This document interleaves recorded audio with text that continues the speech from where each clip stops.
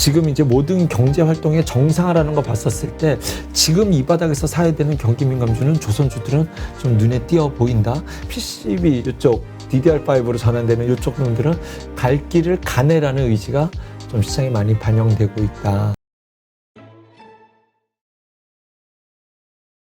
근데 아까 조선주 말씀하셨는데 조선주 그냥 그래도 흐름 괜찮은 거 아니에요? 그래도 상승한 종목도 있고 대우조선이나 현대중공업 같은 경우는 그래도 상승했으니까 네. 뭐 다른 것도 뭐 한 1% 정도 하락이고 이 정도면 방어 잘한 것 같은데. 낙폭 과대 경기 민감주들 저는 지금 담고 싶어요. 계속 담아가고 있는 종목들 중에서 조선주들이 있고 뭐 금호석유, 롯데케미칼 꼭 잡고 있고요. 뭐 이런 종목들 다 아시죠? 그런데 이제 조선주를 좀 예를 들어서 말씀드리겠습니다. 유가 상승 수혜가 있죠. 왜 유가 상승의 수혜를 얻죠? 조선주가? 지금 유가가 올라갔는데 지금 러시아에서 유럽으로 파이프를 통해서 가잖아요. 그렇죠. 그렇죠. 근데 파이프가 가스가. 차단될 가능성이 있잖아요. 그렇다고 한다니 배수주가 나온다라는 거예요. 그런데 실제로는 그 이슈 때문에 조선주에게 호재다? 좀 이렇게 해석하기는 어려울 것 같습니다. 그런데 이제 조선주는 기본적으로 이 조선주가 해운과 물려 있고 해운이 플랜트와 같이 물려 있거든요.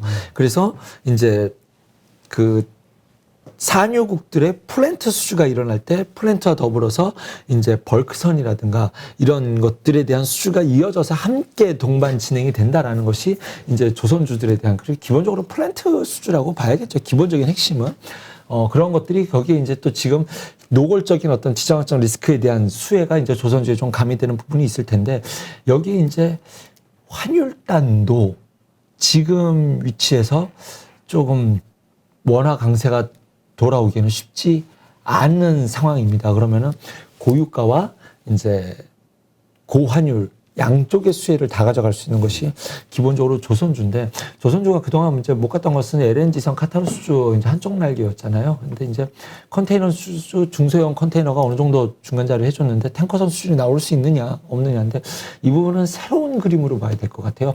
딱 러시아 유가 때문뿐만이 아니라 기본적으로 이제 오미크론이 해서 이제 끝나가는 과정에서 지금 미국도 마스크 벗는다는 이야기 나오고 있잖아요. 그렇죠. 그렇다고 한다면 결국 여기서 촉발된 것들이 해운업 실적 엄청 좋았잖아요. 그러면 그렇죠. 여기서 이어지는 수주들이 뭐 모든 업황들이 다 마찬가지인 것 같아요. 컨테이너도 마찬가지고 수주가 이어져 나오고 있고 LNG선은 추가 수주가 나올 수 있을 가능성도 있고요. 여기에 벌크선, 탱크선까지도 돼야지 되는 거지만 지금 이제 모든 경제 활동의 정상화라는 거 봤었을 때 지금 이 바닥에서 사야 되는 경기 민감주는 조선주들은 좀 눈에 띄어 보인다. 그리고 이제 오늘 아침에는 뭐 뉴스가 좀 나온 것 같아요. LNG선 이제 이쪽 때문에 유럽 쪽에서 수주가 이제 좀 지금은 사실 지금까지는 카타르 수주였잖아요. 그래서 그렇죠. 나올 건 다 나왔는데 그 외의 국가에서 LNG선 수들이 이제 앞으로 잇따르게 될 텐데 거기에 대해서 이제 우리나라가 사실 LNG선 1등이잖아요. 싹쓸이 해왔거든요. 싹쓸이입니다. 중국한테 가져간 물량은 중국이 보증수 물량만 딱 가져간 거지 나머지는 한국 싹쓸이입니다. 그래서 앞으로도 이거를 우리가 많이 가져갈 수 있다는 것이 호재. 악재는 러시아에다 갖다 파는 것도 있어요. 그래서 이것이 좀 뭐 와야 되는 거 아니냐. 근데 그 비중은 작습니다. 그것 때문에 리스크로 조선주를 피해야 된다는 것은 조금 아닌 것 같다. 그것을 리스크로 해석할 수는 없을 것 같다라고 좀 생각이 들어서 조선주는 이 자리에서 조금 경기 민감주를 담았을 때 최우선적으로 좀 바라보는 게 우리 사실 이 방송 시작하기 전에 이야기하면서 무엇을 살 것이냐 사실 잘 안 보인다. 네. 그러니까 가능성은 다 있지만 어떤 것이 주력적으로 주도적으로 튀어오를 것인가에 대해서는 아주 안 보이는 거잖아요. 좀 더 네, 지켜보면서 그렇죠. 찾아야 되는 거. 그러한 가운데서의 어떤 예비 후보군의 이런 크리티컬 이런 것들 들어간다. 이렇게 조선주도 해당이 된다. 이렇게 봐야 될까요? 그러니까 제가 올해 전략을 이렇게 짰잖아요. 1월부터 지금까지 바뀌지 않은 전략 중에 하나는 경기 민감주 30%, 반도체 30%, 반도체와 자율주행 30%, 경기 자율주행 다 몰렸습니다. 지금 30%. 다 몰렸습니다. 자율주행 쪽은. 잘 올라갔었죠. 눈물 나와. 눈물이 나와. 눈물이 지금 나오려고 하는데 죄송합니다. 저는 제가 너무 조급하지 않아서 이게 우리가 웃을 수 없는 게 진짜 이게 우프다 그러잖아요. 웃긴데 슬픈 거. 모든 분들이 이럴 거라고. 왜냐면 우리 불과 몇 주 전만 해도 자율주행에 대한 환상이 맞아요. 얼마나 컸어요. 애플카 뭐 또 그 뭐죠? 그 분할 이슈 나오고 맞습니다. 하면서 상장 이슈. 지금 애플카 어저께도 뉴스 나왔잖아요. 어떤 기업은 이름은 밝히지 않았지만 한국 비밀 그 공정 기업과 뭐 얘기를 오가고 있다 하는데 반응을 안 보이죠. 호재가 시장에서 반영이 안 되고 있는 시장이에요. 아니 그리고 너무 당했어 그동안. 이거다 해가지고 애플카 뭐 알았을까 뭔데 누군데 이제는 이런 거를 원해버리는 계약서 시장이. 보여줘봐 일단. 그래서 웬만한 호재들이 시장에서 반영이 안 되고 있으니 어쨌든 시장에서 저는 경기 민감주 30% 이제 반도체 자율주행 30% 그다음에 나머지는 트레이딩해서 이 둘 중에 하나들을 샀다 팔았다 하는데 사기는 되는데 파는 게 잘 안 돼. 사면 물리고 이게 이러다 대주주 되는 거 아니야? 사물놀이 장세. 네. 그래서 이제 종목을 바꿔가면서 이제 사는데 그 중에서 이제 최근에는 조선주와 이제 석유화학 주식들은 진짜 빠지고 다 빠져 있지 않냐라는 생각이 들어서 우선적으로 그쪽을 조금 물타기 한다. 뭐 요런 뷰를 갖고 있고요. 언젠가 사실 지금에서 반등을 줄 때는 다 올라간다라고 했잖아요. 그렇죠. 언젠가 주도주가 뜰 때가 핵심입니다. 그때는 제가 비중을 확 바꾸게 되거든요. 있는 것 팔아서 주도주의 그렇죠. 얼마 정도 실어요 비중을? 고객들과의 성향이 굉장히 중요합니다. 굉장히 중요한데 50% 이하로 담아본 적은 없었던 것 같습니다. 뭐 싫어하시는 섹터라도 제가 바리까지는 붙잡고 있다 하더라도 그리고 주도주가 등장하면 주도주 안에서도 다양한 섹터군들의 포트를 잡을 수 있어요. 좀 안정적인 군, 그 다음에 좀 다른 핑계를 댈 수 있는 군들, 뭐 이렇게 좀 잡아갈 수 있기 때문에 뭐 그때 되면 그때 가서 좀 말씀드리도록 하겠습니다. 알겠습니다. 하여튼 이 조선주도 그런 가능성, 그러니까 조선만이 아니라 화학주도 그런 가능성을 가지고 일단은 현재 너무 빠졌다. 실적 대비 너무 빠져 있어. 너무 주가가 빠졌다라기보다는 싼 자리다. 근데 이제 이렇게 싼 거는 그래 좋은 건 알겠는데 다음이 안 좋잖아. 이거에 대한 우려잖아요. 피크아웃을 찍고 계속 안 좋아질 거라고 생각하니까. 사실 그런 것들이 올해 1월까지 반영이 되어 있었는데 1월부터 시장이 안 좋아지면서 좀 억울하게 추가 하락한 부분이 있다라고 저는 해석하고 싶은 거예요. 그리고 맞을매가 미리 맞아놓은 종목들은 지금 하락해서 선방하고 있거든요. NC소프트 빼고 카카오나 뭐 에코프로 이런 것들은 지금 더 안 빠지잖아요. 그러니 시각적으로 많이 빠져 있는 종목들에게 좀 높은 점수를 줄 수 있고 최근에 며칠은 조선주들이 오히려 좋아 보이는 흐름이 만들어지고 있어요. 이런 것들은 이제 이러한 시나리오를 준비하고 있기 때문에 고유가와 고환율이 상당 기간 지속될 수 있을 것이다라는 전제로 봤었을 때 그냥 네이버 검색해 보세요. 고유가 수혜주, 고환율 수혜주 하면은 1차적으로 뜨는 게 조선주이기 때문에 그쪽에 대해서 좀 지금 이 자리까지 빠진 자리에서는 높은 평가를 줄 수 있을 것이다. 뭐 이렇게 해석해 봅니다. 네, 그렇군요. 아, 이 뉴스 나온 거 보니까 그 4분기 작년 4분기 어닝 쇼크 그러니까 증권사에서 예상한 그 어떤 수익 비율보다 10% 이상 하락해 그러니까 낮아서 어닝 쇼크를 일으킨 기업만 200개가 넘는다. 그러니까 이게 우리가 전체 시장이 또 빠지는 하나의 그 이유일 수도 있는 거잖아요. 200개면은 선방 그 기사는 제가 못 봤는데 200개면 선방했네요. 아, 선방이에요? 네. 4분기는 늘 원래. 그렇잖아요. 늘 원래 충당금 때리고 제가 과거에 늘 600개에서 800개 봤던 것 같은데 제 기억이 정확한지는 모르겠습니다만 늘 어닝 쇼크와 이제 충당금으로 다 치워버렸고 지금은 특히 이제 코로나 때문에 이제 좀 안 좋았던 부분도 있었고 그리고 이제 그러니까 투심은 안 좋은데 의외로 실적이 좋았던 기업들은 충당금을 많이 쌓아놓고 싶을 수밖에 없으니 뭐 4분기에 이런 부분 때문에 주가가 더 빠진다기보다는 그런 부분이 오히려 이제 주가의 하방을 악재를 녹여냈다 뭐 요렇게 저는 해석하고 싶네요. 네. 지금 반도체에 대한 전망들이 참 좋아요. SK 하이닉스 주가도 보면은 괜찮고요. 잘 지켜내고 있고. 그래서 관련된 주들도 그 후방 산업들도 괜찮은데 그 가운데서도 이 PCB 관련 주들 뭐 지금 흐름이 괜찮다면서요? 안 빠지고 있죠. 네. 그러면 유일하게 성공한 섹터입니다. 진짜로. 유일하게. 그러니까 지금 투자한 거 중에서 네, 반도체에서 유일하게 성공. 저뿐만이 아니라 모든 투자분들이 그렇겠죠. 유일하게 성공한 섹터가 그러니까 PCB 쪽이지 않나. 잘 지키고 있는데 그러면 지금이라도 담아야 될까? 이게 잘 지키고 있다면 앞으로도 계속 올라가는 어떤 신호로 봐야 될까? 아니면 장이 바뀔 때 나포가 대주들이 올라갈 때 이건 오히려 빠지게 될까? 둘 다 열어두셔야 돼요. 둘 다 열어두셔야 돼요. 그래서 이거는 진짜로 이제 외국인 기관 수급에 그들의 의지에 달려 있는데 이제 이렇게 생각을 하셔야죠. 예를 들어서 심택이라는 종목을 예를 들어볼게요. 지금 가장 강한 종목 중에 하나니까 뭐 FPCB 다 아시죠? 심택, 뭐 대덕전자, 코리아 서키트 뭐 이런 종목들이니까 또 몇 가지 더 지금 생각이 안 나네요. 어쨌든 만약에 지수가 반등을 해서 이런 종목들이 밀리면 그럴 수도 있잖아요. 그렇죠. 낙폭과대 종목들이 올라와서 이 종목들이 밀리면 그때 이 종목을 더 사겠다라는 마음으로 지금 접근하시면은 그것이 가장 합리적인 투자 방법이라고 생각이 듭니다. 사실 이전 앞전에서도 그렇게 말씀을 드렸었거든요. 지수 반등 올 때 강했던 요놈들은 조정 줄 수 있습니다라고 했는데 딱 그 모양이 나왔죠. 지금도 마찬가지입니다.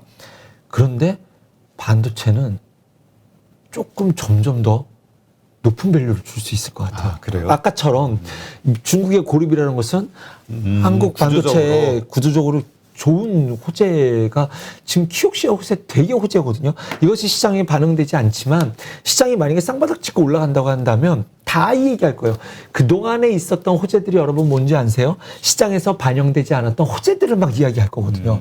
그러면 반도체들 계속 나올 수밖에 없고 지금 반도체는 저는 역시 실적 대비 싼 놈들이 많아 보이기 때문에 지금 이쪽 PCB 업체들을 대응하시는 분들이라고 한다면 사서 조정을 주면 더 사지 뭐라는 마음으로 접근하시면 충분히 좀 지금 끝났냐? 전혀 끝나지 않았다고 생각이 듭니다. DDR5 종목이죠. PCB 그러니까 종목들. 지금 그런 얘기들이 떠돌고 있잖아요. 네.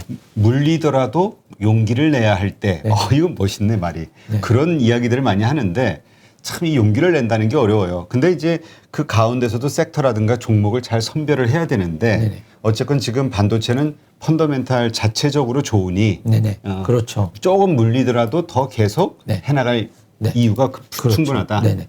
조금 제 개인적인 심리적인 의중을 조금 더 말씀드려볼까요? 뭐 틀리면 제가 뭐 한두 번 틀리나요? 틀리면 정답이 또 틀렸네 이렇게 생각해 주시고. 아니, 우리 룰 생긴 거 알아요? 뭐요? 손목 걸기. 네, 내가 손목 수직가. 저 그러면 사지절단 해야 되기 때문에 자율주행만으로 전 사지절단 했어야 되겠다. 죄송. 너무 자극적인 발언. 너무 잔인한 죄송합니다. 네. 파인테크닉스가 이제 자기 마위를 가고 있잖아요. 그래서 갈로면 가네라는 관점에서 봤었을 때 PCB 이쪽 DDR5로 전환되는 이쪽 놈들은 갈 길을 가네라는 의지가 좀 시장에 많이 반영되고 있다. 그래서 의지가 좀 세 보인다. 이렇게 좀 느껴집니다. 네. 요즘 DDR이란다. 그 D램 가격이 반등하고 있다. 이런 네. 데이터가 지금 올라와서 또 고무적이다. 이런 얘기도 있어요. 뭐 일단은 키옥시아 이쪽이 이제 랜드 쪽이라서 그렇겠지만 뭐 디램도 마찬가지죠. 공급 쇼티지라는 부분이 아직은 시장 공급망 이것이 아직은 시장은 눌러져 있는데 이것이 이제 조금 더 이어진다라고 하는 것들 그리고 이제는 이제 정상화된다라고 한다면 가격이 떨어져야 되는 거 아니야? 천만의 말씀 정상화됐었을 때는 이제는 본격적인 수요단 자극이 지금까지 반도체가 좋았던 이유는요.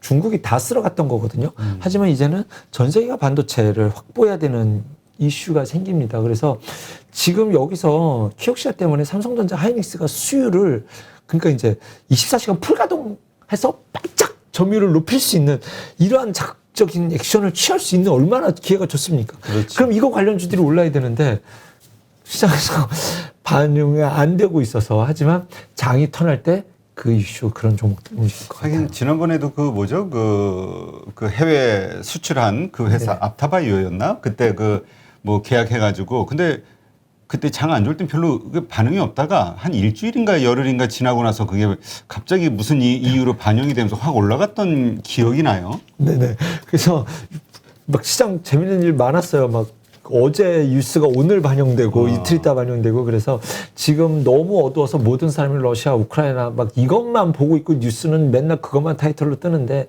이 파도가 지나갈 땐 묻혀 있었던 호재들 미국의 반도체 굴기, 그다음에 키옥시아의 호재들, 그다음에 DDR5로의 필연적인 전환, 그리고 실적 대비해서 전혀 부담이 없어 보이는 우리나라 반도체 소재주들, 뭐 이런 것들이 결국은 자기 길을 갈 수 있을 것이라 생각이 듭니다. 네, 그렇군요.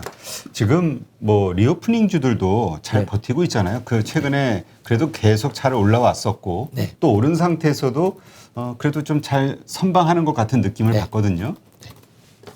그렇죠. 이것도 이제 그 관점에서 봐야죠. 살만하냐 지금이라도 아니면 이제 리오프닝 많이 오른 거는 이제 좀 그 익절을 하고 네. 낙폭과대주로 옮겨야 되냐. 종목별로 좀 대응 전략을 좀 말씀드리고 싶어요. 여행이 언제쯤 재개가 될 수 있을까? 그리고 증자 없이 갈 수 있을까? 뭐 이런 것들, 항공주들도 고유가에서 버텨낼 수 있을까? 이런 것들이 좀 있잖아요. 그래서 이쪽은 조금 빼놓고 있고, 일단은 우리가 체감적으로 느낄 수 있는 게 이제 일단 이 리오프닝 주도 네. 섹터가 너무 여러 가지라 너무 많아요. 다양해서 그래서 저는 오히려 이번 리오프닝에는 조금 힘을 빼고 지켜봤었고, 관심으로 보고 있는 것은 이제 먹는 거죠. 우리가 체감적으로 느낄 수 있는 것. 지금요? 네. 하이트질러 롯데칠성 탑입니다. 일단은 이것은 뭐 전 세계적인 리오프닝이 아니라 이번에 10시까지 늘렸잖아요. 근데 이제 다음 달 되면은 우리나라도 이제 전면 오픈해야 된다라고 저는 생각이 듭니다. 이제 주변에 확진자가 없으면 이상하고 뭐 다 걸렸어요. 다 그냥 뭐 확진자가 정말 주변에 너무나 많기 때문에 방역이라는 것이 의미가 없고 이제는 독감으로 받아들여야 되지 않을까라는 생각이 듭니다. 그래서 자영업자들 이제 고통의 끝에서 좀 벗어나셔야 되지 않을까라는 생각이 들고 그렇게 돼서 오픈하게 된다고 한다면 이제 보복 소비의 원탑은 술입니다. 아, 술.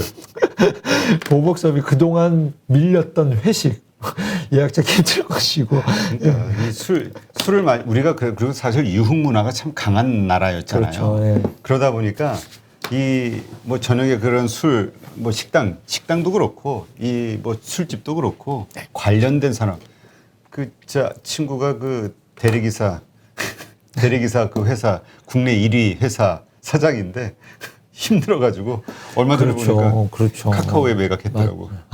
카카오에 매각하시면 대박이신데요.